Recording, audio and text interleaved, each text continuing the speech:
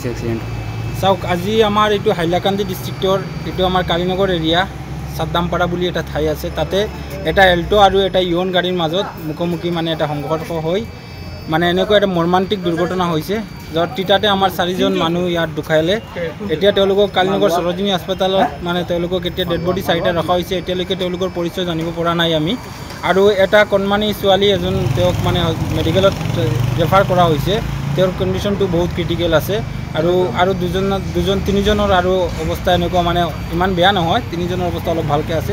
এটা ছোৱালীৰ কণ্ডিশ্যন বহুত বেয়া আৰু 4জন অলৰেডি ঢুকালে।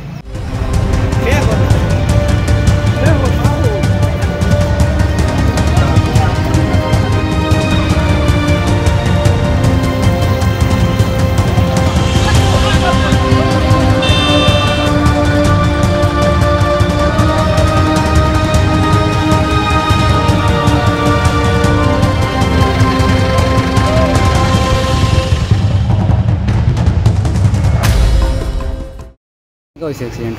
চাওক, আজি আমাৰ এইটো হাইলাকান্দি ডিষ্ট্ৰিক্টৰ এইটো আমাৰ কালীনগৰ এৰিয়া চাদ্দামপাৰা বুলি এটা ঠাই আছে। তাতে এটা এল্টো আৰু এটা ইয়ন গাড়ীৰ মাজত মুখোমুখি মানে এটা সংঘৰ্ষ হৈ মানে এনেকুৱা এটা মৰ্মান্তিক দুৰ্ঘটনা হৈছে, য'ত তিতাতে আমাৰ 4জন মানুহ ইয়াত ঢুকাইলে।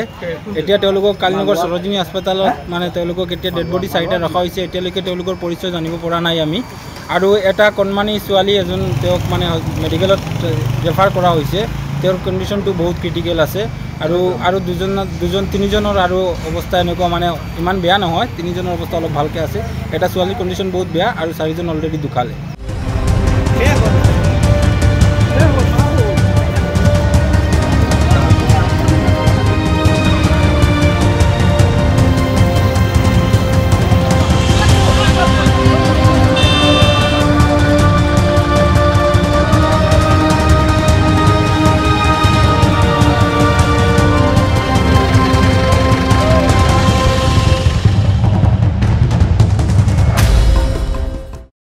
হৈছে এক্সিডেণ্ট?